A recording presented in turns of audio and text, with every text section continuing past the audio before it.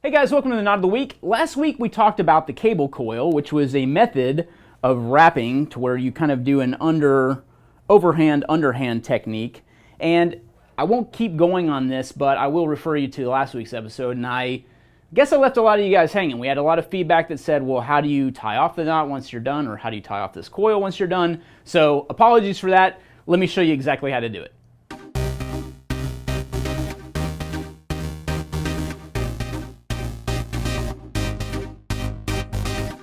Alright, so what you want to do is once you're finished coiling this in the cable coil fashion, you want to leave about the length of maybe another 2 wraps or so as slack.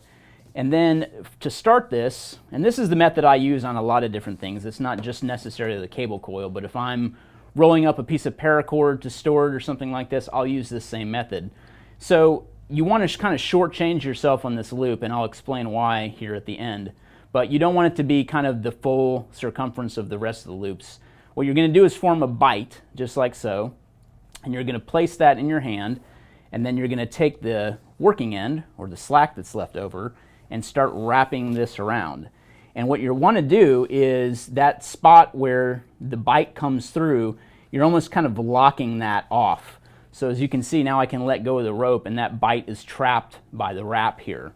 And I know that's probably a little difficult to see with this multicolored rope and it's orange, and I apologize, but this is the rope that we kind of demonstrated with, so that's the one I'll show. But what I'm going to do now is just keep tightening this. So I want this pretty tight as I'm wrapping. And then once my wraps kind of get to a point close to the spot where this bight is done or starts, I'm going to put this inside of the bight. And then I'm going to take the bight itself, and I'll find the piece of slack here that's associated with that bight. And remember, I told you to make that shorter. I'm just going to pull that, and I'm going to trap that working end right there. So now that loop that I told you to make short kind of returns to the normal size, and now you've got a nice way to kind of tie that up and bundle it up. So that is the cable coil tie-off.